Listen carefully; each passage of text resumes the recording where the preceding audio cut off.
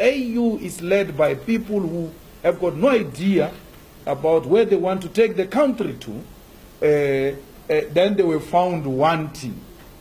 And then when they saw that ECOWAS is being celebrated in an opportunistic way, but also in a campaigning way for South African dynamics, we then saw other people beginning to say other things as a way of trying to, profile themselves. We don't buy into AU stand. So the AU summit which is coming should actually focus on how do we deepen democratic practices in the continent, and how do we avoid long-term presidency and leading to the grave and thinking that the only person who can continue with my legacy is myself and nobody else.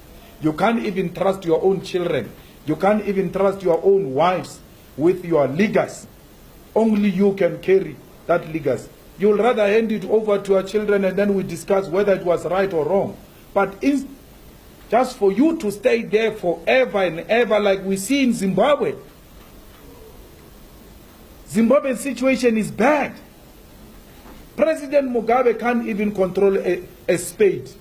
You know, they were trying to plant a tree, a sword turning, and he can't control that thing. That's how old he is. He's no longer capable of discharging his responsibilities. We don't hate the man. They can respond and insult us anyhow they want. But they are a group of cowards, those comrades in ZANU-PF. To be scared to say to an old man like President Mugabe, please, with due respect, let go. Commandant Fidel, when he realized it was no longer doable, he let go. So President Mugabe must let go. The legacy of the land question will carry it. We are following in his footsteps. We are proud of the actions he has taken, but his overstay is not doing justice on the African Revolution project. He's destroying his own legacy. It's bad. President Mugabe stay in power and him being a presidential candidate in 2018. Those comrades in ZANU-PF, they can insult us anyhow they want, but we are not going to be good friends if we are not going to tell them that that which they are doing is not good for Zimbabwean people, is not good for SADC, is not good for the struggle for reclaiming the land in Africa.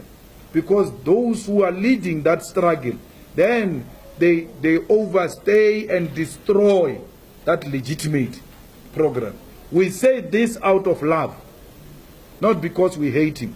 We celebrate Mugabe, we celebrate what he has done, and will continue his legacy. But Grandpa, it's enough now. You must let go and allow other people to continue with that legacy. There are a lot of capable young comrades in ZANU-PF, very radical, very clear of where the continent must go.